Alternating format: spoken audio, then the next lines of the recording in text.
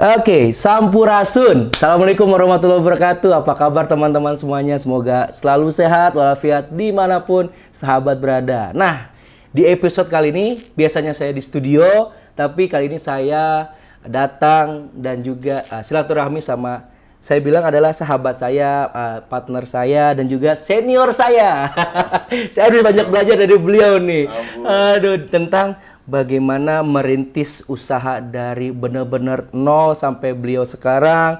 Yang mungkin teman-teman nggak kebayang banget bisnis usahanya beliau. Mungkin kalau misalkan teman-teman bisa bayangin, oh mungkin usahanya properti ya, atau apa. Bukan. Beliau ini usahanya adalah di bidang minyak. Minyak apa? Nah, ini minyaknya minyak apa? Langsung aja saya akan memperkenalkan ke teman-teman semua. Ada Mas Dimas Arif Wibowo. Sehat Mas? Sehat. Alhamdulillah. Matur nuwun sebelumnya sudah berkenan nih Mas. Oke, Mas Aja. Oke, jadi pertama kali loh ini, jadi agak grogi-grogi gimana. bener udah lama banget minta beliau, cuman karena memang beliau base-nya di Jawa Timur. Ya. Pas beliau lagi di Bogor, Mas nyun sewu aku mampir ya silaturahmi ketemu beliau gitu. Jadi sebelum nanti kita bahas tentang dunia perminyakan nih Mas. Ya. Ini kan kebetulan memang di podcastku adalah teman-teman Gen Z nih Mas. Usia-usianya yang 25 sampai 35 yang notabene nih Mas, yang kan pasti suka pengen healing, yang kadang-kadang aduh yang ya tahulah anak-anak Gen Z, generasi sandwich gitu kan. Mas kalau boleh tahu nih, memulai usahanya. Nah, memulai usaha dalam artian kok Mas mau jadi pengusaha gitu? Apa yang mendasari Mas hingga Mas akhirnya oke, gue siap menjadi pengusaha nih? Ini menarik nih. Jadi setiap manusia itu harus punya yang namanya trigger. Oke, trigger. Ya, kalau trigger itu pemicu. Ya. Jadi kalau kita nggak ada pemicu dan dorongan, mungkin kalau saya terlahir punya privilege banyak, tapi mohon maaf nggak semua orang ya. Betul. Nggak semua orang seperti yang punya privilege terus kemudian dia istilahnya biasa-biasa aja. Tapi banyak juga yang punya privilege juga bagus. Nah, back to topik tadi, memang setiap orang harus punya pemicu. Jadi pada saat itu saya memiliki trigger bahwasanya karena kondisi keluarga pada saat itu ekonomi dan hubungannya sedang tidak baik-baik saja, itu membuat saya terdorong untuk melakukan sesuatu untuk merubah itu. Jadi mungkin tanpa itu saya mungkin nggak akan terpikir jadi pengusaha. Lebih tepatnya, lebih bahasa kasarnya ya karena butuh uang. Karena itulah butuh uang, akhirnya cari duit, gimana caranya ya jadi pengusaha. Begitu saja. Tapi Mas betulnya, kalau kita boleh tarik mundur sedikit, memang kan kenapa Mas memilih yang bergerak di bidang minyak? Apalagi minyaknya, mohon maaf nih kan minyak yang memang bekas-bekas dari rumah gitu. Minyak, bilangnya minyak jelantah bukan? Iya. Ya kan, minyak jelantah yang notabene adalah gak kepikiran orang untuk bisa ya, di bidang mungkin itu. ini hasil didikan orang tua saya. Saya itu dari kecil udah terbiasa sesuatu yang beda, sesuatu yang istilahnya ya orang lain nggak punya. Saya tuh selalu pengen menjadi pembeda. Dari situlah akhirnya ketemu salah satu teman jalanin bisnis ini dan 2000 berapa Mas? 2014. 2014, Ya ketemu jalanin bisnis ini dan kemudian yang bersangkutan itu juga punya problem dengan saya. Jadi niatan awalnya untuk menyaingi dalam arti konteks tidak untuk menseriusi. Ternyata ketika masuk ke dalam situ, wah ini menarik ini. Dan ini beda sekali. Kenapa berbeda? Nggak banyak orang tahu. Nggak banyak pesaing. Betul. Dan yang pasti ini berkelanjutan. Jadi saya suka yang pembeda dan lebih jangka panjang seperti itu, Mas. Berarti di bidang ini memang pesaingnya belum banyak ya Mas? Ada, tapi dikit. Nah, tadi kan akhirnya sama partner Mas yang sekarang nih akhirnya sudah selesai kan? Sudah selesai. Ya. Nah, ini penting nih buat teman-teman yang memang mau memulai usaha. Notabene kan apalagi generasi Z yang udah buka startup, UMKM begini, tapi kan udah partnernya ini. Nah, gitu kan. Padahal mungkin yang sudah Mas menjalankan usaha nih, apa nih tipsnya untuk teman-teman yang ingin dan memulai usahanya, bagaimana cara memilih tips partner yang baik? Oke. Menurut versi Mas Dimas. Ya, pertama yang paling menarik ini. Oke. Kalau ada partner baru pertama kali ketemu udah menceritakan asetnya, aksesnya, jaringannya. Oh, aku punya segini. Tolak. Tolak malah itu ya? Tolak. Tolak, oke. Karena kita nggak butuh itu. Oke. Karena yang kita butuhkan adalah dia siap dalam keadaan susah dan senang. Ada loh partner yang dia cuma bermodalkan apa, tapi karena dia punya keyakinan dan dia bisa mengangkat bisnis kita menjadi besar, ya apapun pasti ada jalan. Betul. Belum tentu yang punya uang banyak itu mau bekerja atau memberikan jalan untuk men-scale up bisnis kita. Betul. Yang terpenting adalah bagaimana membangun growing up itu kan perusahaannya. Ya, itu satu. Terus yang kedua, pilihlah partner yang komit. Komit itu saya kadang menilai orang, misalnya kita bertemu dengan orang baru. Oke. Oh, sekali kita kasih tahu, hari Kamis ketemu jam 1 siang segala macam. Oke. Tapi kalau dia ternyata telat, terus kemudian tidak mengabari, saya sudah pasti tolak.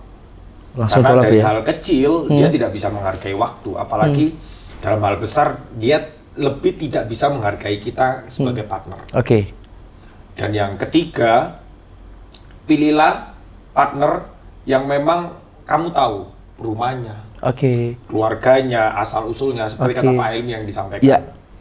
Karena memang itu penting. Kalau kita nggak tahu rumahnya, profilnya segala macam, dan itu bermasalah. Dan yang keempat, jangan buru-buru memilih partner kalau baru kenal.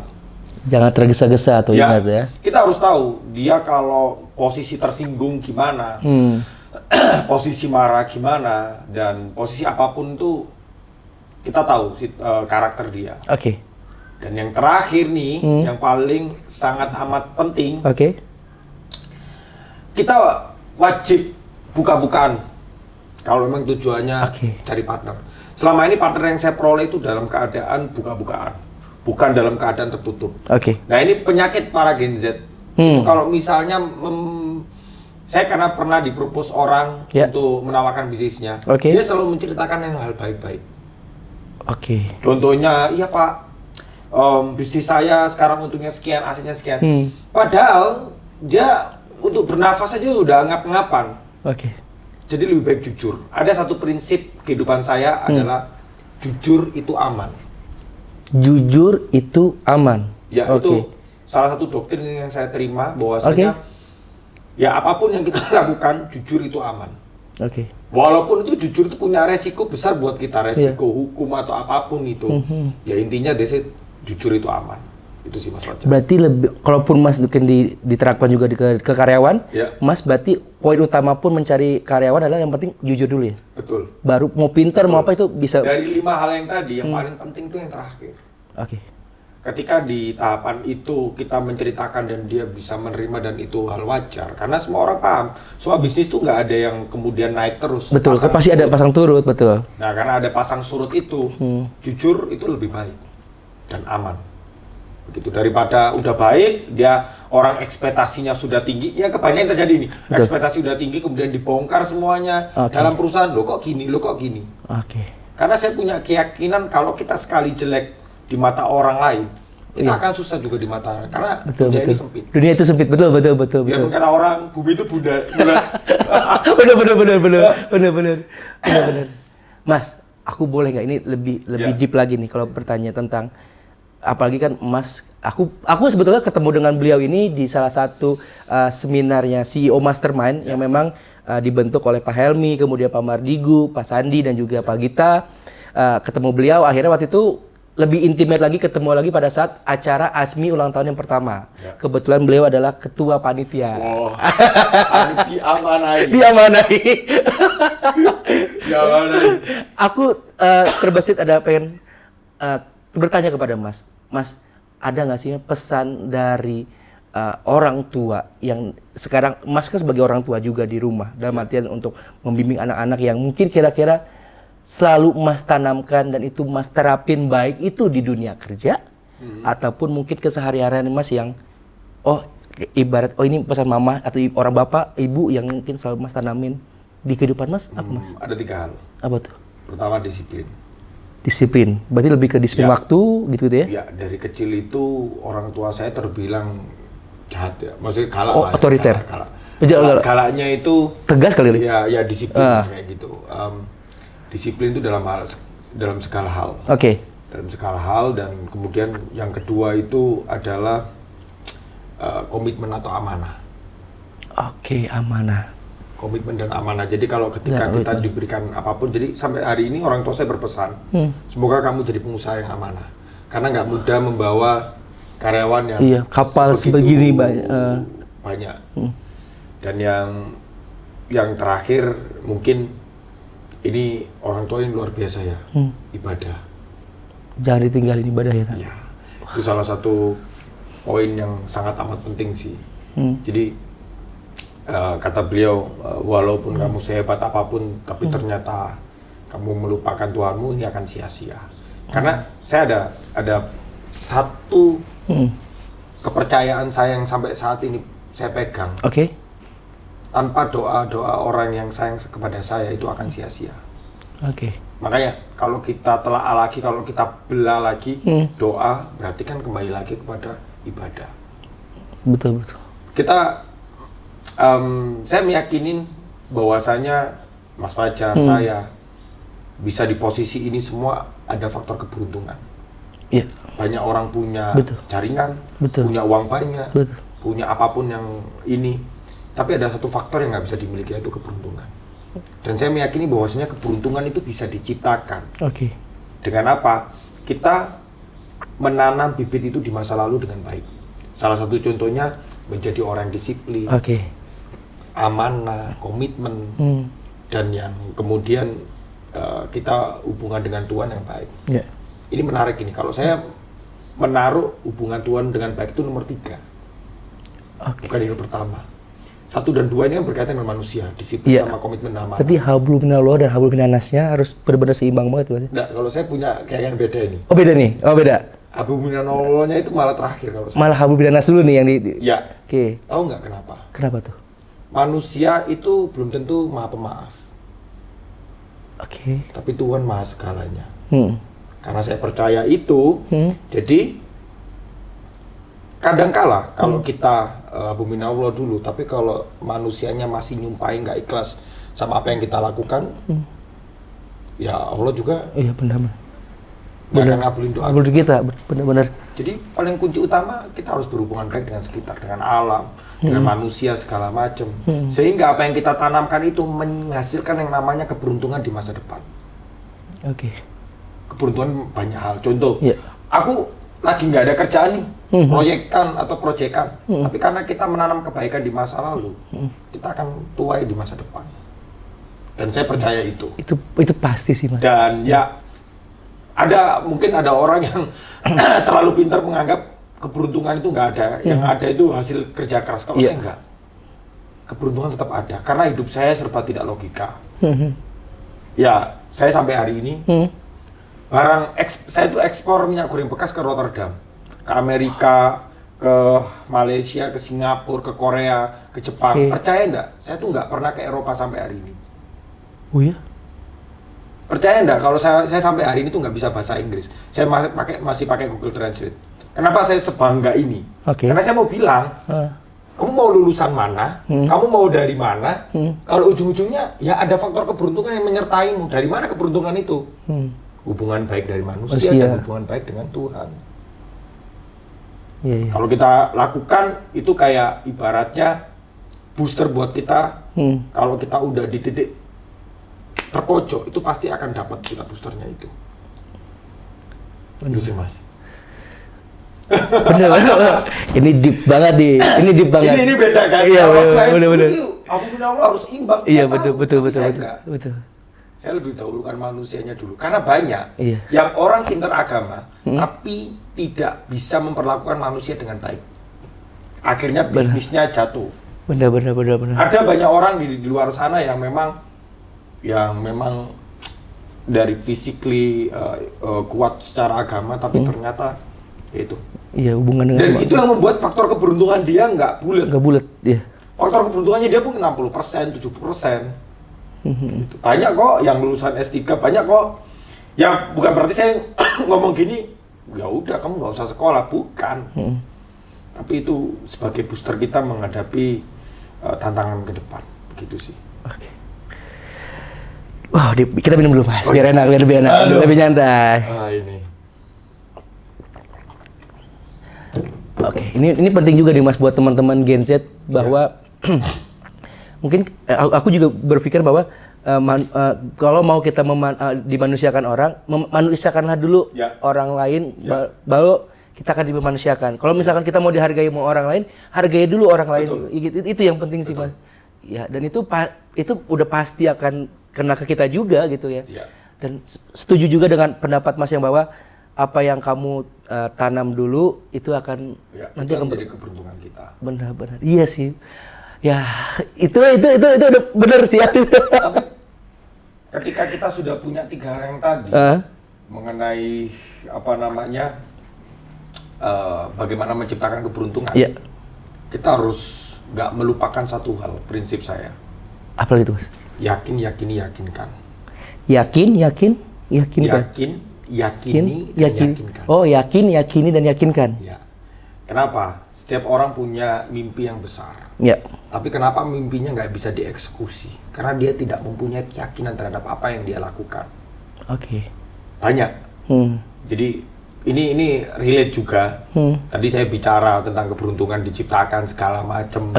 Tapi kita harus, ini ada step selanjutnya, yaitu harus punya keyakinan. Yakinkan.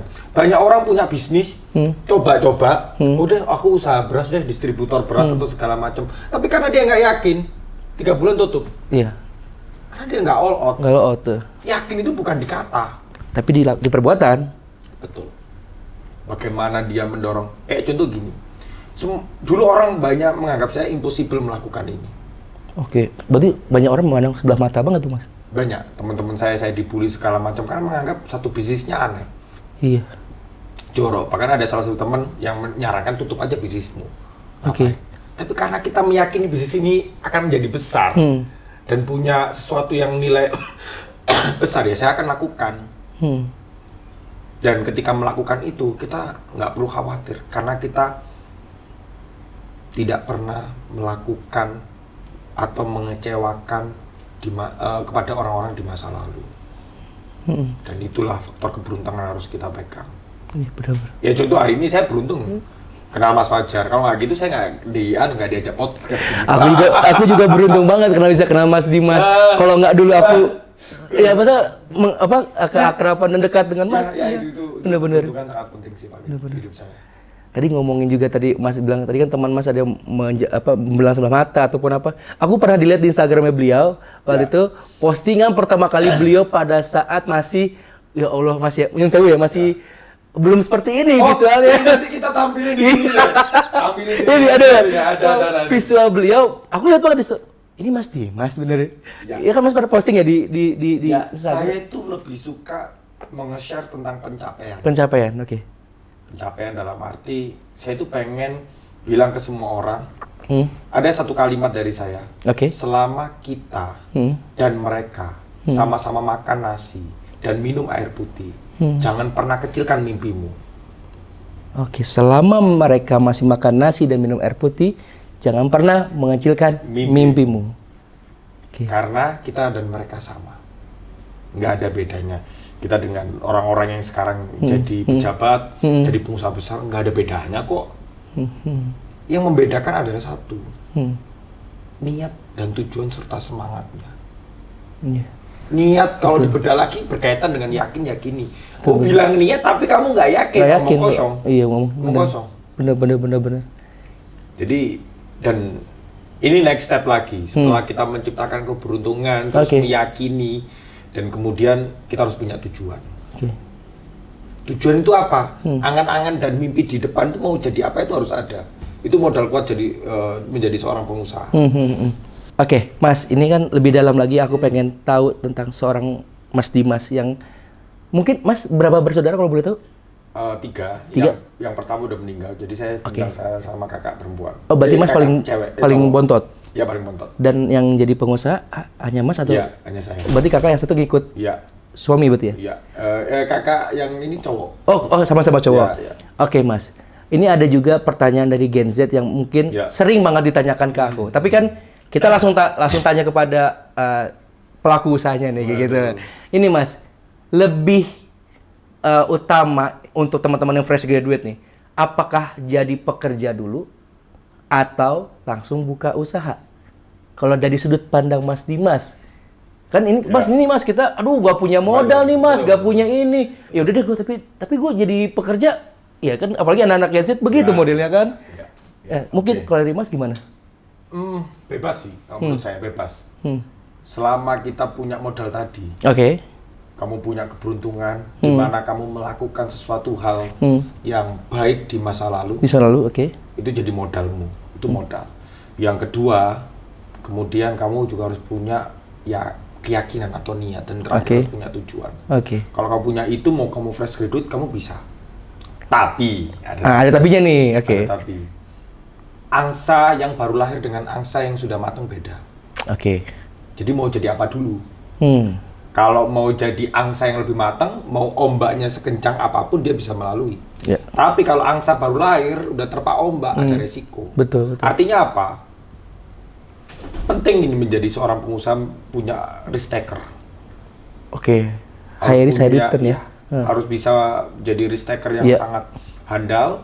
Jadi pilihanmu yang menentukan masa depanmu. Jadi apapun itu, mau kamu ternyata ambil fresh graduate langsung usaha, tapi jelas ombaknya lebih keras. Lebih keras, lebih kencang pasti ya. Dan bisa kamu terdampar dan terlempar dari jarak ratusan mil. Tapi kalau kamu menjadi angsa yang matang dan dewasa, beda. Karena ya lagi-lagi wisdom menentukan, kedewasaan segala macam. Jadi kalau saya menganggap ya apapun itu terserah sih. Mau dia dari pelaku usaha atau kerja dulu. Dan ini menarik, jangan bingung modal. Jangan bingung modal. Jangan bingung modal. Modal nggak selalu. Jangan cari investor dulu. Ini kebiasaan anak zaman sekarang tuh karena hidupnya di media sosial. Melihatnya yang di media sosial. Iya, betul. Tapi dia nggak tahu prosesnya gimana. Proses gimana. Jadi kalau mau bisnis maunya udah melabeli sebagai CEO. Padahal karyawan baru cuma 2 atau 3. Ini. Ya, lakukan dari hal kecil. Saya dulu memulai bisnis ini apa langsung ekspor? Enggak juga kan? Iya. Saya jadi pengepul. Jadi tukang rosok lah istilahnya, kasarnya. Berarti bener-bener jadi grassroots. Ada fotonya saya ngambil minyak goreng bekas di rumah. Saya nuang botol. Ini nanti kita lapis. Ditayangin lagi ya? Nah, jadi nggak perlu pakai modal. Pakai keberuntunganmu. Dan kemauan kamu itu ya. Contoh, ini kita ilustrasi pikiran simpel, tapi kan nggak mudah di lapangan ya. Iya, betul. Nggak usah usaha, aku mau properti, nggak usah.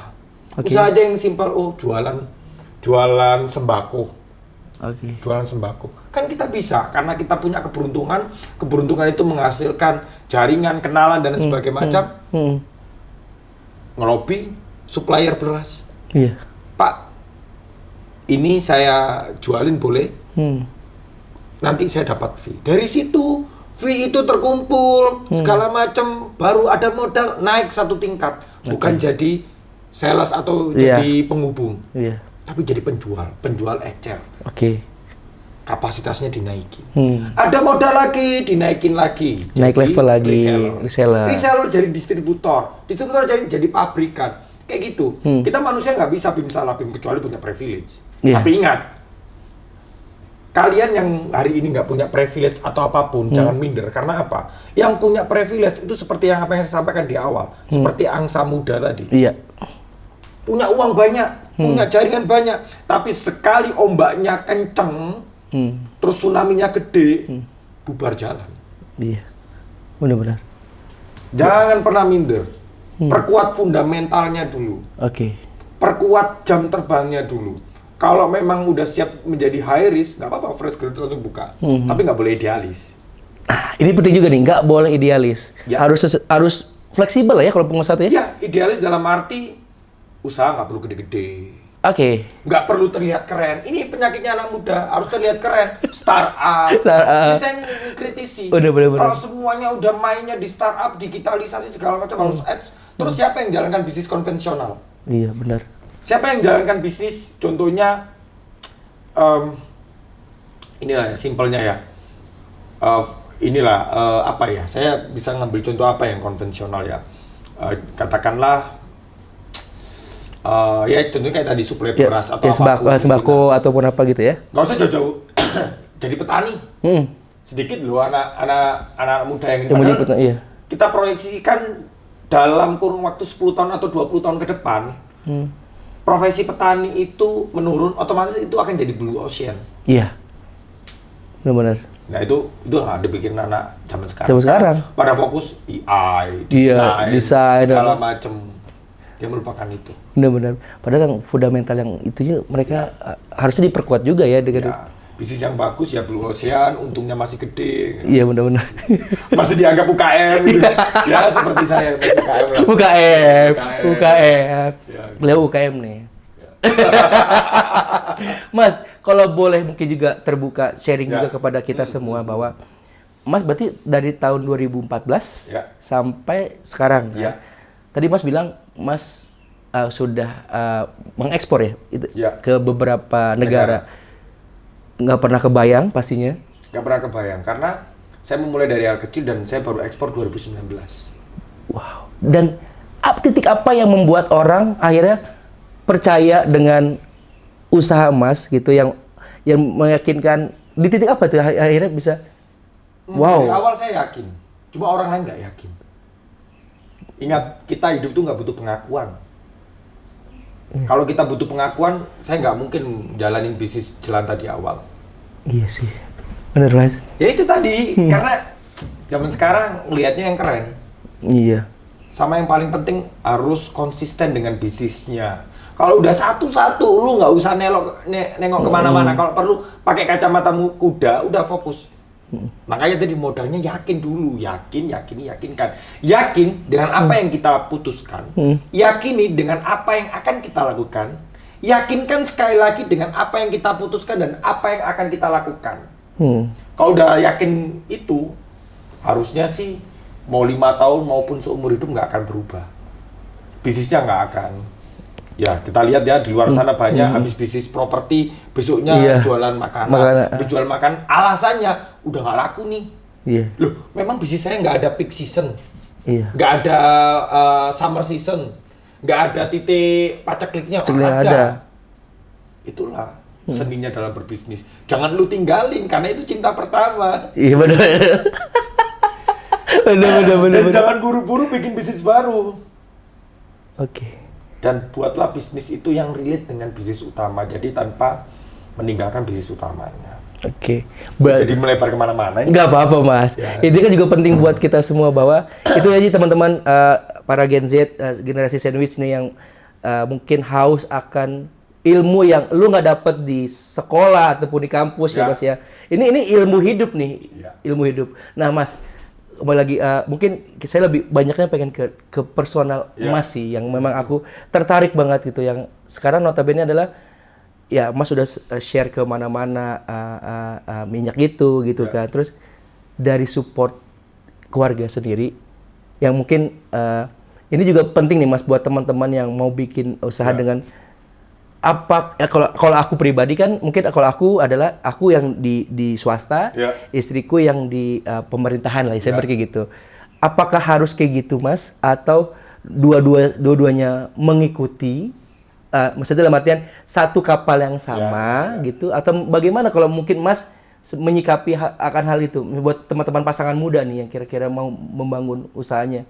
Jangan mudah memutuskan untuk ayo barengan sama pacar atau istri untuk jalan bisnis. Jangan terlalu muda. Itu saya dulu sama istri saya bikin kesepakatan dulu di depan. Oke. Bikin semacam proposal, deal-dealan di depan, dalam arti ada resiko yang harus ditanggung.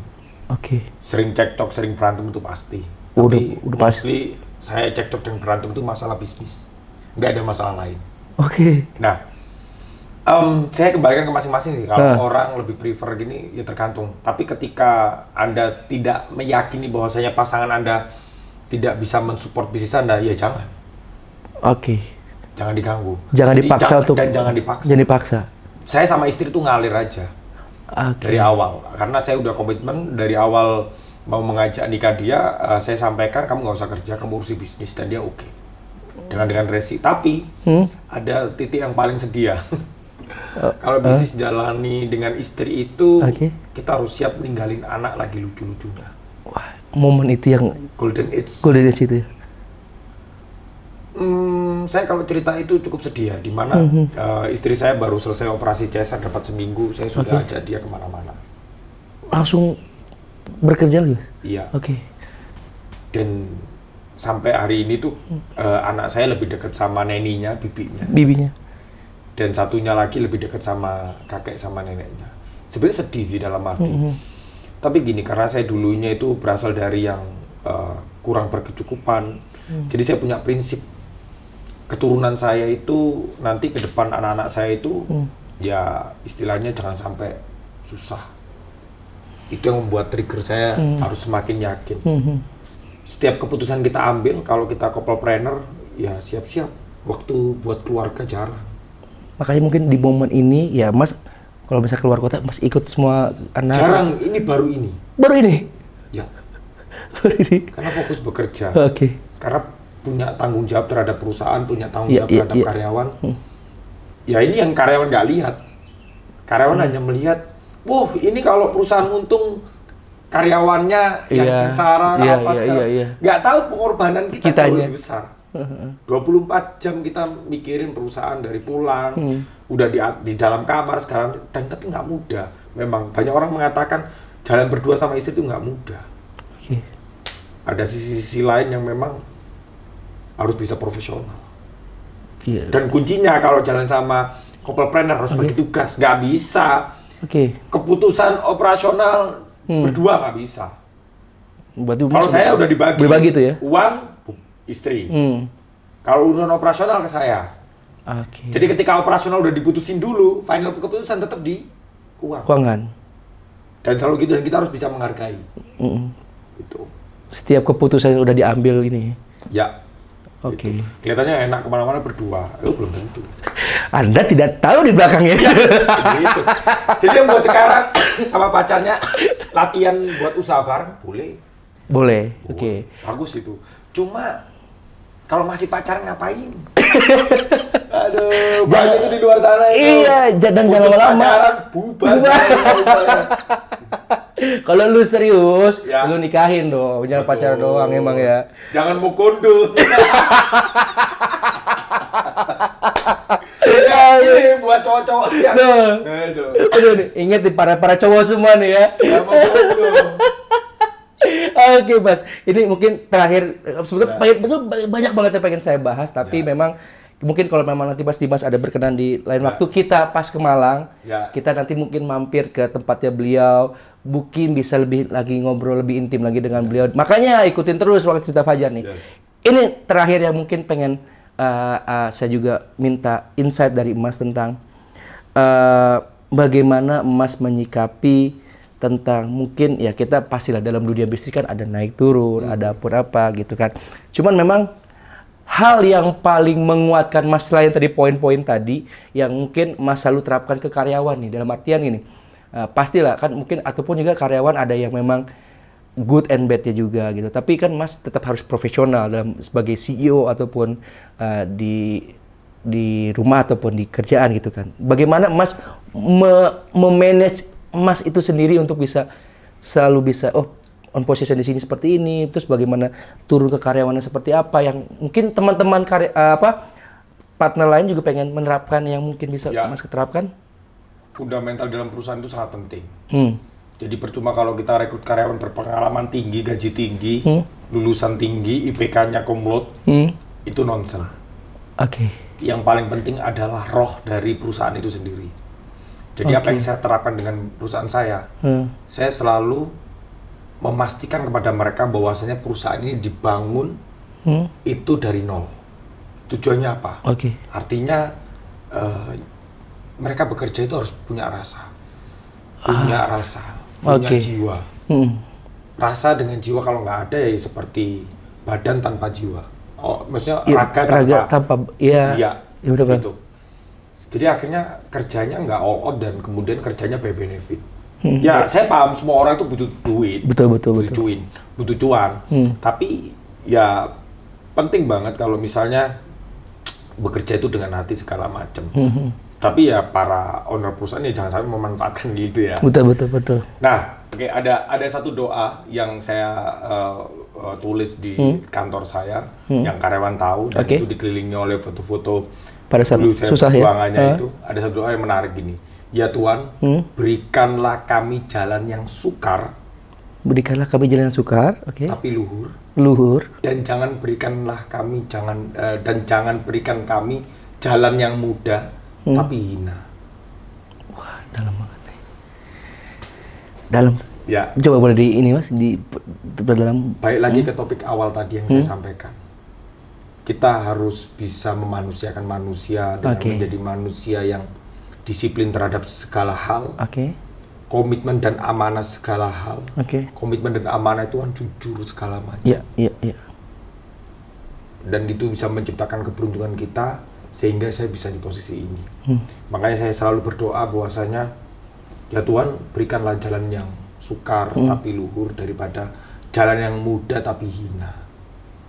Dan saya berharap itu menjadi filosofi kuat dalam perusahaan saya sehingga setiap karyawan atau setiap pegawai atau siapapun orang di luar sana kalau mau masuk di tempat saya dilarang menghalalkan segala cara yang mudah tapi ternyata hina sekali. Karena itu kayak menciderai dari perjalanan hidup saya. Makanya setiap kantor ada foto saya, di gudang ada foto saya. Itu sebenarnya ya dalam rangka bukan untuk ini loh Pak Dimas hebat, bukan.